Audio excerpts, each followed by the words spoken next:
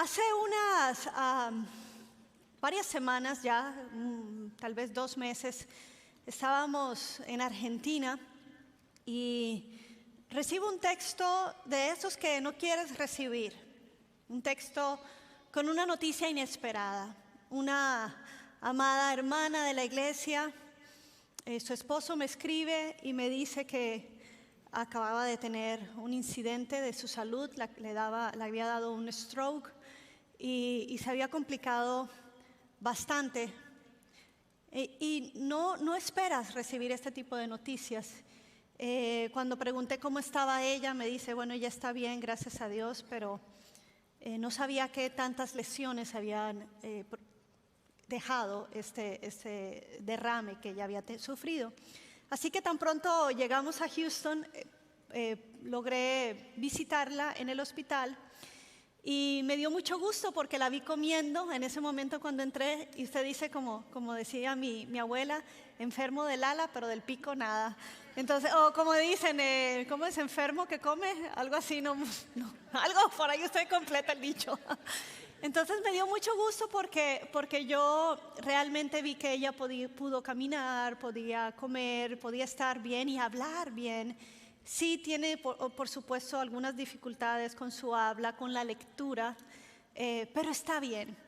Y una vez la vi, me dio gusto cómo la vi, pero casi que lo primero que después de las lágrimas, lo primero que escuché fue su pregunta: ¿por qué a mí? ¿Por qué a mí? Y así se llama el mensaje de hoy. ¿Por qué a mí? Y creo que es importante que como iglesia veamos lo que dice la palabra acerca del sufrimiento, pero el sufrimiento en el pueblo de Dios, el sufrimiento de los santos, el sufrimiento de los que somos amados, escogidos, apartados. Y quiero que veamos en la palabra de Dios, en 2 de Corintios, a este gran apóstol, héroe, el apóstol Pablo. Y ese es un tremendo hombre que nos puede hablar con autoridad sobre el sufrimiento de los escogidos. Y quiero decirte que para enfrentar el sufrimiento necesitas fe. La misma fe que nos salva, la misma fe que ponemos en Jesucristo para salvación de pecados, es una fe que necesitamos también hacerla crecer para afrontar la vida con la misma fe. Quiere decir que la fe no es algo que se nos da o se nos regala en una medida y se queda así. La fe nace cuando ponemos nuestra confianza en Jesús, pero la fe tiene que crecer. Pero es posible que en la vida del creyente la fe sea como un péndulo que oscile entre momentos de mucha fe, de gozo, de firmeza, pero que quizás con la prueba, con los sufrimientos se va al otro extremo y entonces es una fe que duda, que pregunta, ¿por qué a mí? ¿Me está siguiendo? Y es que el sufrimiento es algo que toca a todo ser humano, a creyentes y a no creyentes. Pero el fruto que produce en el creyente es diferente al que no tiene una fe fuerte. El fruto es diferente. Y el apóstol Pablo en 2 de Corintios lo pone así. Él dice: nos vemos atribulados en todo, pero no abatidos, perplejos, pero no desesperados, perseguidos, pero no abandonados, derribados, pero no destruidos. Donde quiera que vamos, siempre llevamos en nuestro cuerpo la muerte de Jesús, pero para que también su vida se manifieste en nuestro cuerpo. El apóstol Pablo no le puso máscaras, no minimizó el dolor ni el sufrimiento. No dijo: no, hermano, ahí vamos, bien, gracias a Dios, en las cartas, aquí vamos, luchándola, pero bien. No, atribulados en todo, pero no abatidos. Atribulación es tormento, es realmente tener muchísimos problemas y dificultades, pero él usa la palabra pero no estamos abatidos. Una persona abatida es una que ha perdido las fuerzas y el ánimo. Es uno que ya lo dejaron sin fuerzas y sin esperanza. Él dice, sí, en todo.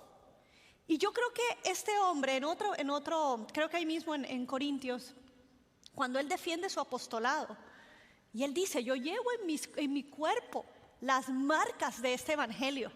No sé cuántas veces le dieron látigos, el castigo romano, varias veces naufragó.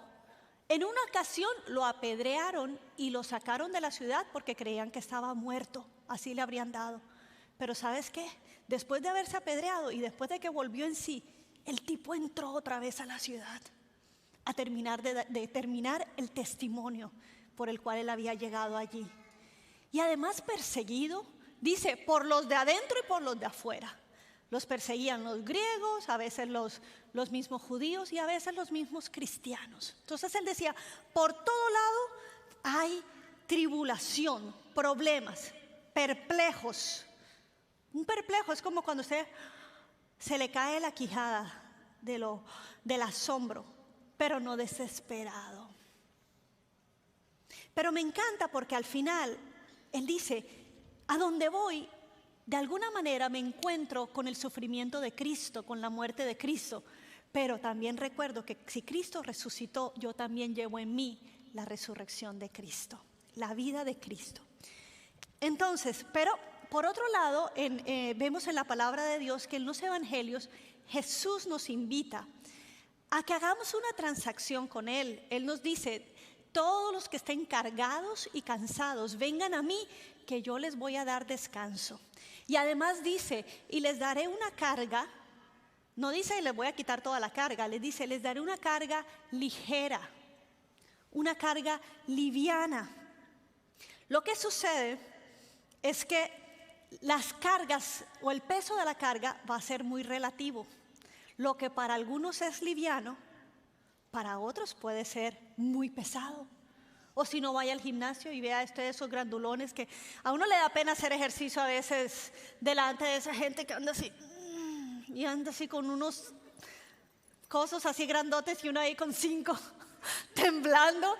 Y claro, en ese sentido, si yo le doy mi carga al otro, va a decir, esto no es nada. Claro, para usted, pero para mí es pesada. Entonces Jesús dice, yo te daré una carga que es liviana y que es fácil. Mi carga es ligera. Eso es relativo, el peso. Pero lo que no es relativo en esa promesa es que la presencia de Jesús en medio del sufrimiento es lo que hace que ese peso de tribulación nos mantenga de pie y no nos tenga abatidos. Por otro lado, la palabra de Dios sabe que Él conoce nuestra resistencia de peso. Y Él mismo dice que Él no va a permitir que cargas y sufrimientos sean más pesadas de las que podemos soportar. O sea que detrás del sufrimiento hay un Padre que dice, un momento, no, aunque algunas personas pueden ser derribadas, pueden ser abatidas, a mis hijos, que yo estoy con ellos y yo les ayudo en el momento de la carga. Qué lindo que Jesús se pone con nosotros, que nos acompaña para que podamos llevar la carga y se haga más ligera y más fácil. Esa es una de las diferencias, cómo afrontamos el sufrimiento los hijos de Dios. Pero aún así nos seguimos preguntando, ¿por qué a mí? Y es que tenemos la impresión de que el pecado trae como consecuencia el sufrimiento, y es bíblico. Cuando había pecado, había juicio. La palabra de Dios dice, la paga del pecado es la muerte. El pecado trae de por sí un castigo, pero no quiere decir, la teología no quiere decir que es a la inversa, no quiere decir que el sufrimiento es por un pecado. Y esto es alguna de la teología que tenemos algunos cristianos. Porque decimos, Señor, yo te sirvo, yo soy una persona que camino en integridad. ¿Por qué este sufrimiento, si yo me porto bien, si yo soy un hijo que oro, que estoy contigo, que estoy en comunión. Y entonces hay un caso en el Nuevo Testamento que se presenta esta situación. Dice en Juan 9, versículo del 1 al 3, dice: a su paso Jesús vio a un hombre que era ciego de nacimiento, y sus discípulos le preguntaron: Rabí, para que este hombre haya nacido ciego. Miren la sabiduría de ellos, el pensamiento más bien de ellos. Dice: para que este hombre haya nacido ciego, ¿quién pecó? ¿Él o sus padres? Para ellos eso era la matemática. Pecado trae sufrimiento, por lo tanto sufrimiento es el resultado del pecado. Pero Jesús contesta: ni él pecó ni sus padres, sino que esto sucedió para que la obra de Dios se hiciera evidente en su vida. Y esta enseñanza la debemos de tener nosotros muy clara, porque a veces podemos juzgar mal. Recuerdo un pastor muy amado en la ciudad de Perú que nos comentaba del cáncer que se le había descubierto a su esposa, y todo el proceso de quimioterapia y el proceso que de por sí es muy, muy doloroso para ella, para la familia. Pero él me decía: lo que más me dolía era el juicio de algunas personas que no eran de la iglesia, pero que decían: eso es porque hay pecado en esa iglesia. Y él decía: qué terrible, porque ya está llevando una carga pesada y el juicio añade una carga más. Pero Jesús nos advierte: no seamos rápidos para juzgar el dolor del otro o el sufrimiento del otro. Cuidado, porque nos dice: no juzgues para que no seas juzgado. No sea que te toque pasar por la misma y te expongas a ese juicio injusto y doloroso de los demás. Entonces, cada vez que hay un sufrimiento y preguntamos: ¿por qué a mí? En el sentido de, si yo no cometo pecado, tienes que entender que no tiene nada que ver necesariamente con que haya pecado o no en la vida. De hecho, personas que fueron íntegras como Job en la Biblia, como Moisés o como Jeremías, que hasta maldijeron el día que nacieron, del dolor y del sufrimiento, aún esas personas pudieron ver la gloria de Dios manifestarse. El mismo José que vemos en Génesis, que fue vendido por sus hermanos por ser un hijo amado de su padre, por envidia. Luego fue mandado a la cárcel por un acto que él no cometió. Y entonces, después de todo este sufrimiento, me encanta porque así termina el libro de Génesis con esta enseñanza. En Génesis, en el capítulo 50, versículo 20, hablando José con sus hermanos, cuando ya su padre había muerto, y ellos dicen: ahora sí que murió mi padre, José va a vengarse de nosotros. Pero José les dice: es verdad que ustedes pensaron hacerme mal, pero Dios transformó ese mal en bien para lograr lo que hoy estamos viendo: salvar la vida de mucha gente. Y es que cuando el cristiano enfrenta el sufrimiento, tiene que llevar consigo la esperanza de que yo veré a Dios glorificarse en esto, de que mi sufrimiento no va a ser para vergüenza mía, va a ser para que sea más evidente la gloria del Señor. Amén. De hecho, la palabra testigo, que es lo que Jesús nos está invitando a hacer a todos sus hijos, que seremos testigos de Él. La palabra, el origen de la palabra testigo en el griego es mártir. Mártir, uno que sufre. Pero en el sufrimiento es donde se es un verdadero testigo. Yo puedo decir: qué Dios más bueno, cuando todo está bien. Pero cuando estoy en el fuego y mi fe es inquebrantable, mi fe en el sufrimiento habla más que mi fe en el momento donde todo está bien. Hay ojos que van a adorar a tu Señor cuando te ven a ti, como tú enfrentas la enfermedad, como tú pasas el umbral de la muerte, como tú atraviesas el momento de dolor. No se te olvide, somos testigos mártires. El primer mártir de la iglesia fue Esteban.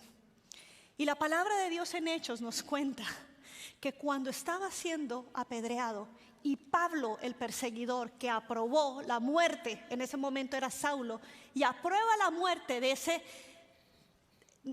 hombre, de Esteban, que era del camino de Jesús, al cual él odiaba realmente, le testificó la muerte de Esteban, el primer mártir, porque cuando él estaba muriendo, él logra ver los cielos abiertos y en medio del sufrimiento, él ve lo que está delante y él dice, veo los cielos abiertos, veo la gloria de Dios. Y para él fue más grande la gloria de Dios que el sufrimiento. Mártir, testigo. Los cristianos perseguidos, lo que más han hablado, aún desde la época de estos circos romanos, lo que más se registra de la muerte de estos mártires era la forma en que ellos, en medio de todo, adoraban a su Señor. Dios nos está llamando, es un llamado, es un propósito y una misión a ser testigos. Pero recuerda que parte del ser testigo no es solamente hablar, sino es atravesar fuertes el sufrimiento. La Escritura no nos promete una vida libre de sufrimiento. De hecho, el apóstol Pedro nos dice, en Primera de Pedro, capítulo 4, dice, amados, no se sorprendan por el fuego que arde entre ustedes para ponerlos a prueba, como si les aconteciera cosa extraña. Ay, qué raro, ay, qué raro. No, estos apóstoles estaban acostumbrados. Yo creo que más bien ellos decían, uy, qué raro que en esta ciudad nos recibieron bien. Qué raro que no nos fue tan mal. Qué raro que pudimos estar un año. Porque en algunas ciudades, aunque venía persecución, podían quedarse un tiempo. Pero en algunas tenían que salir y después planear volver a entrar. Y así lo dice Pedro. No se sorprendan por el fuego para ponerlos a prueba como si fuera alguna cosa extraña. Lo que sí sigue diciendo el apóstol Pedro es que ninguno de ustedes padezca como homicida, o como ladrón, o como malhechor, o por entrometerse en asuntos ajenos. O sea, hay tipos de sufrimientos. Que ninguno padezca porque se ha portado mal, no. Pero si alguno padece como cristiano, no se avergüence, más bien glorifique a Dios en este nombre. Pablo nos describe el propósito de la aflicción.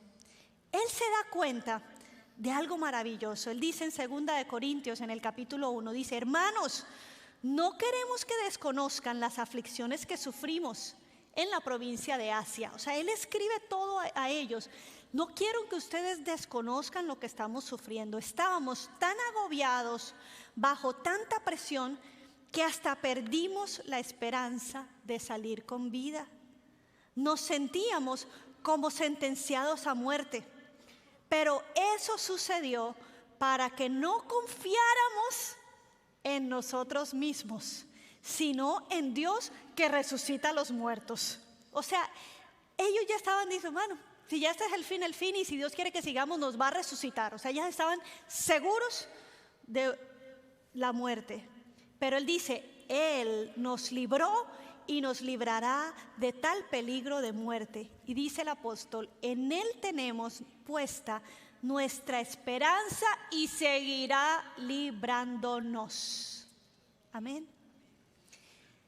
Viene esto, dice, bueno Señor, tú me has enseñado en medio del sufrimiento que yo pongo en ti mi confianza y que si así como me libraste, tú me vas a seguir librando y vas a cumplir tu obra en mí. De alguna manera, dice el apóstol Pedro también, dice que es que el sufrimiento en el caso de los creyentes genera un fruto tan bueno cuando perseveramos, porque ¿sabes qué pasa? Nos da más fe. Salimos más fuertes, nos hace mejores testigos.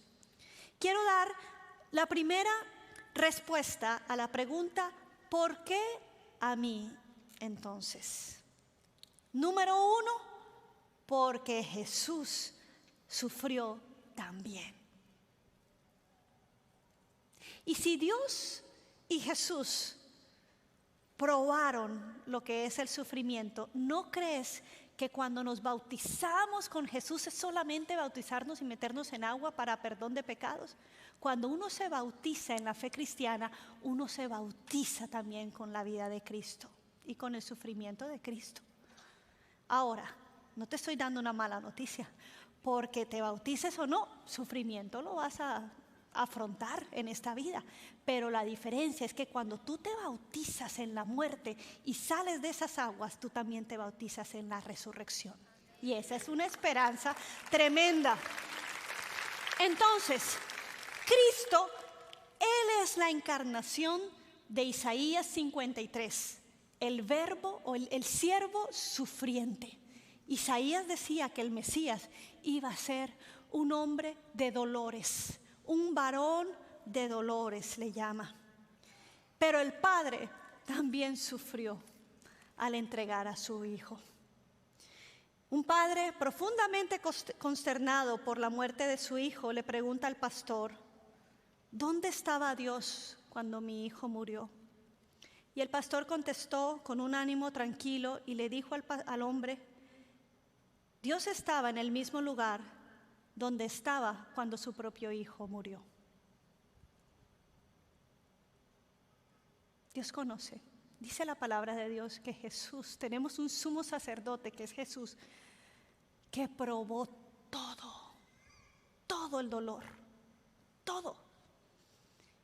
Y llevó en su cuerpo la injusticia del pecado, cargó con las enfermedades, cargó con las humillaciones, siendo Dios, y lo soportó. Y dice en Hebreos, la carta de Hebreos nos dice: así que cuando estemos cansados y sufriendo, vamos a tener a uno que intercede por nosotros, que dice: yo sé lo que estás pasando porque yo pasé por allí y yo te doy las fuerzas para llevarte y sacarte a otro lugar. Nuestro Jesús es uno que sufrió. Y también, y yo creo que uno de los mayores sufrimientos como hijos de Dios es cuando oramos y Dios nos dice no. Esa es una de las mayores crisis, porque cuando pedimos con fe, pedimos para que sea un sí, para que Dios haga conforme lo que estamos pidiendo. Pero el mismo Jesús, a quien Dios le respondió todas las oraciones de sanidad, de resurrección, de provisión, cuando Él oró por él, 3 veces en el huerto de Getsemaní oró y le dijo: Señor, Padre, si te es posible, pasa de mí esta copa. Es más, se llevó a los amigos. Él sufrió también el abandono de los amigos, no solamente la traición de Judas, pero la falta de apoyo. Me siento solo. ¿Algunos se han sentido solo luchando? Jesús también. Él les dijo: vengan, a Pedro y a Juan, vengan por favor, acompáñenme a orar. Quédense orando por mí, ¿ok? Sí, Señor. Y se fue a orar así, dijo que se metió a los olivos. Y cuando regresó, y le dice a ella: oigan, les dije que por favor, mi alma está sumamente triste, les decía Jesús, y angustiado. Quédense conmigo orando. Y se durmieron. Se fue por segunda vez a orar y otra vez le dice: Padre mío, si no es posible evitar que yo beba este trago amargo, hágase tu voluntad. Y entonces vuelve a donde estaban sus discípulos, sus compañeros de oración, y los encuentra dormidos otra vez. Y le dice: caramba, ¿no pudieron mantenerse despiertos ni una hora? Estén alerta y oren para que no caigan en tentación. El espíritu va a estar dispuesto a hacer la voluntad de Dios, pero la carne es débil. Por eso es necesario que pongamos la carne en oración, que estemos orando constantemente, no para que no venga el sufrimiento, sino para que podamos vencerlo más rápido, para que podamos ser más fortalecidos. Y esa es una de las claves que nos da Jesús en medio del sufrimiento. La oración de fe no es una oración que demanda o declara, reclama o exige. Yo lo pido, yo lo creo, yo lo reclamo.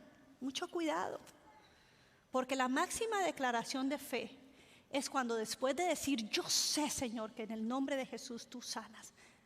Pero la máxima declaración de fe es decir, pero que no se haga lo que yo quiero, sino yo oro esa voluntad perfecta que se hace en los cielos, en la tierra, en mi vida. Y eso lo oro con fe y creo que es la voluntad perfecta la que se va a hacer en mi vida y estoy bien con eso.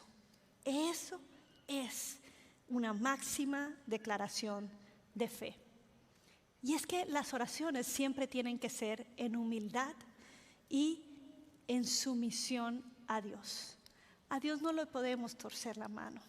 El poder, Él tiene la última palabra. Y Él quiere que vivamos en fe y en autoridad y creyendo, pero siempre dispuestos a aceptar su voluntad.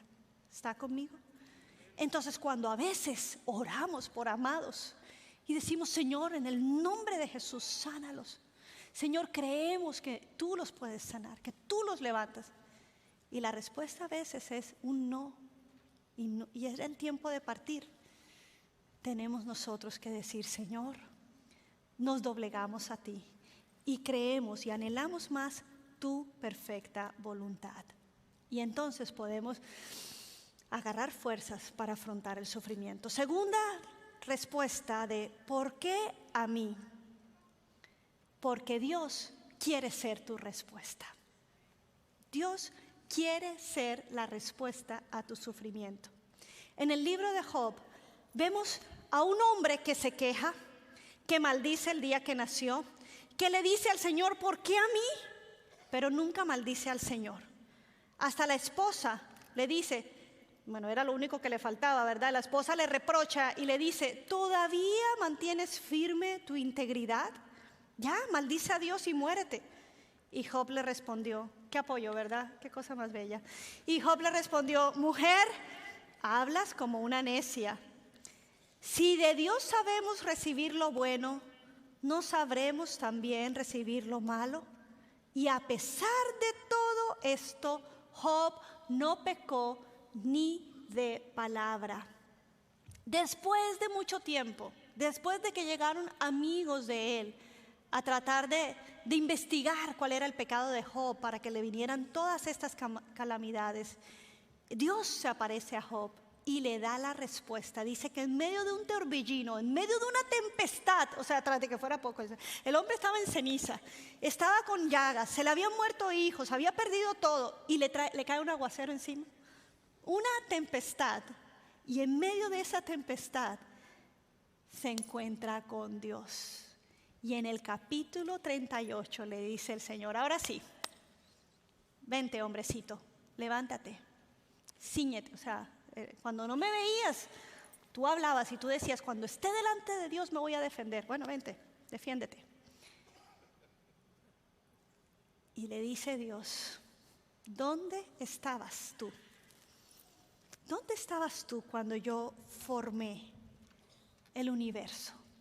Cuando yo creé las estrellas y le puse nombre, cuando yo le puse límites al mar, cuando yo levanté los montes, cuando Job conoce al Todopoderoso. Después de un capítulo entero de Dios, del Señor hablar, no, de hecho dos, el 38 y el 39, Dios le habla, y en el 40 le dice, a ver, dime, y Job dice, yo me tapo la boca, yo aquí no hablo, perdóname, Señor. Y sigue en el capítulo 39 y en el capítulo 40 le dice el Señor, ¿corregirá al Todopoderoso quien contra él contiende? Que le responda a Dios, ¿quién se atreve a acusarlo? Y dice Job, ¿qué puedo responderte si soy tan indigno? Me tapo la boca con la mano, hablé una vez y no voy a responder. Es más, acabo de hablar, pero no voy a insistir. Y luego en el capítulo 42, Dios sigue hablando quién es Él, su poder, mostrándole quién es la clase de Dios. Job termina diciendo, yo sé muy bien que tú lo puedes todo, que no es posible frustrar ninguno de tus planes. ¿Quién es este? Has preguntado, que sin conocimiento oscurece mi consejo. Yo reconozco que he hablado de cosas que no alcanzo a comprender, de cosas demasiado maravillosas que me son desconocidas. Tú dijiste, Señor, ahora escúchame, yo voy a hablar y yo te cuestionaré y tú me responderás. Señor, yo de oídas había oído hablar de ti, pero ahora te veo con mis propios ojos, por lo tanto me retracto de lo que he dicho y me arrepiento en polvo y ceniza. Hay tanto dolor a veces, y no estoy diciendo que es malo quejarte, porque te hablé de Moisés, te hablé de Jeremías, te hablo de Job. Pero en medio del sufrimiento, simplemente cuando conocemos o cuando tenemos la oportunidad de que el mismo Señor se nos revele, solo podemos caer de rodillas y decirle, Señor, me arrepiento, me retracto, pero ahora te conozco. Y la restauración de Job fue increíble. El postrer estado de Job fue mejor que el primero. Las bendiciones de Dios sobre la vida de ese hombre. Tremendo. ¿Qué tal si el sufrimiento nos hace un favor y nos abre los ojos? Cantamos, abre mis ojos, oh Cristo.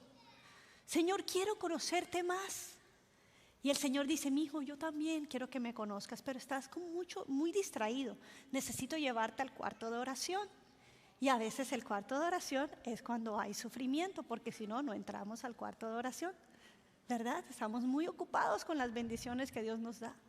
Y en ese sentido, cuando estoy de rodillas, el sufrimiento me ha hecho un favor porque se ha revelado Dios a mi vida. Miren, ahora que fuimos a España en junio, fuimos a visitar a este pastor que ustedes conocen, muy amado, el pastor Marcos Zapata. Y él tiene su suegra, iba a decir una suegra, gracias a Dios tiene una suegra, y es una mujer gallega, una mujer preciosa, de una fe llena del Espíritu Santo, hermosa. Ella nos preparó una cena, increíble, y entonces ella me dice, Gloriana, tú vieras, es una mujer de oración tremenda, me dice, tú vieras la relación que tengo tan preciosa con mi Dios. Yo le pregunto, Señor, mis hijos te aman como yo te amo, y Él me ha hablado de cada uno, dice. Pero en una ocasión le dije, Señor, ¿por qué tú permitiste que se muriera mi esposo? Yo me siento sola, han pasado muchos años, Señor, respóndeme tú que me hablas, Señor. Y dice, y el Señor me respondió. Claro, yo estaba pendiente, ¿y qué te dijo? Y me dijo, y me mostró cómo Dios me ve. Lo vi desde el cielo, vi un gran árbol y se venía acercando así la visión al árbol, pero de pronto fue bajando del árbol y me llevó a un hormiguero, y del hormiguero había un montón de hormigas y había una hormiga y me dijo, ¿esa eres tú? Y yo me quedé así. Y ella me dijo, ¿y ya? Me respondió y se echó a reír. ¿Sabes qué me está diciendo así? Mija, son cosas muy grandes que, ¿para qué te las explico? O sea, desde la dimensión de Dios, eres como una hormiguita, pero me amas. Pero me ama, y me mostró la realidad de quien yo soy. Y me dio una risa y dije, ya, Señor, no te vuelvo a preguntar, me quedó claro. Tercero, ¿por qué Dios? ¿Por qué a mí? Porque Dios quiere enseñarte sabiduría. Eclesiastés 7, en el versículo 1 dice, vale más una buena reputación que un perfume costoso. Está escribiendo el hombre más sabio del mundo y de la historia, Salomón. Y dice, y el día que morimos es mejor que el día que nacemos. Vale más pasar el tiempo, ojo, en funerales que en festejos. Al fin y al cabo, todos morimos. Así que los que viven deberían tenerlo muy presente. Es mejor, escuchen, el llanto que la risa, porque la tristeza tiende a pulirnos. El que es sabio piensa mucho en la muerte, mientras que el necio solo piensa en divertirse. Y sigue diciendo en el versículo 14, cuando te vengan buenos tiempos, disfrútalos, pero cuando te lleguen los malos, piensa que unos y otros son obra de Dios y que el hombre nunca sabe ¿con qué habrá de encontrarse después? ¿Qué nos está diciendo este hombre sabio? Como decía Job, ¿debemos dar gracias solo por los días buenos? Debemos entender que tanto el día bueno como el día malo hay un Dios que es soberano y que de todos tenemos que aprender. Y te está diciendo el Señor, te es necesario pasar por tristezas porque allí tu corazón es pulido, porque allí reflexionas de la vida diferente, porque ahí sabes que no todo es voy a reír, voy a bailar y que lo demás que ja, ja, ja, ja, ja. Sí, hay ja, ja, ja para un tiempo, pero no toda la vida es así. Porque cuando hay tristeza, nuestro corazón tiene que meditar, parar y pensar y tener sabiduría. Nos hace un favor. Es bueno en este sentido cuando viene el sufrimiento. ¿Por qué a mí, Señor? Y el Señor te dice, porque quiero que crezcas en sabiduría, porque eres un hijo. Amén. Ponte de pie, por favor, y vamos a orar a nuestro Padre. Dios, gracias, Señor, te adoramos. Te adoramos, Señor. Hoy venimos a tu presencia como hijos. Hoy, Señor, sabemos que eres un Padre bueno, Señor, y que nos cuidas en medio del sufrimiento. Gracias, Señor, porque hoy sé que no hay un sufrimiento que yo no pueda soportar, que tú estás conmigo, Señor, llevando la carga pesada para que yo pueda llevarla también y soportarla.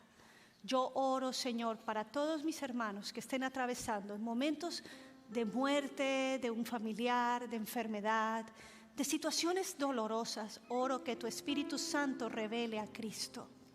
Oro, Señor, que en esos tiempos de oración podamos ver que tú eres todopoderoso, que tú tienes tiempos perfectos, que tú, Señor, eres un varón experimentado en dolores, Señor, y que no estamos solos. No tenemos un Dios que no tiene ni idea de lo que es el dolor. Al contrario, tenemos uno que se compadece de nuestros sufrimientos. Y hoy el Señor te dice, yo te sostengo, no te me vas a quebrar. No te me vas a desanimar, no vas a estar abatido, no vas a estar derrotado, no vas a estar en desesperanza. Hoy infundo fuerzas nuevas en ti. Hoy yo te digo, vas a salir del otro lado victorioso, porque así como te identificas con el sufrimiento y la muerte, yo resucité, yo vencí lo invencible, yo vencí la muerte. Esto te da esperanza. No te me apartes, no te me vayas lejos, porque ¿a dónde irás sin mi ayuda y sin mi presencia? Mantente cerca, que soy el único que puede sostenerte y fortalecerte. Hoy oro por fuerzas sobrenaturales del Señor sobre ti. Hoy oro que tu espíritu se enfoca y todo pensamiento de desánimo se echa afuera, y tú cantarás las victorias de tu Señor, que es tu esperanza, en quien has puesto tu confianza. Yo te bendigo en el nombre de Jesús, y que la presencia del Espíritu Santo esté en tu casa, en tu mente, en tu trabajo, y te dé sabiduría. Que todo momento de tristeza y tribulación te haga pensar de una manera diferente y meditar, y que el Señor sea revelando y dando sabiduría para todo aquel que lo necesite, en el nombre de Cristo Jesús. Amén y amén. Vamos a darle un aplauso a nuestro Señor. Victorioso es Él. Amén. Espero que hayas disfrutado del contenido de este video, y si quieres recibir más de esto, por favor suscríbete en nuestro canal.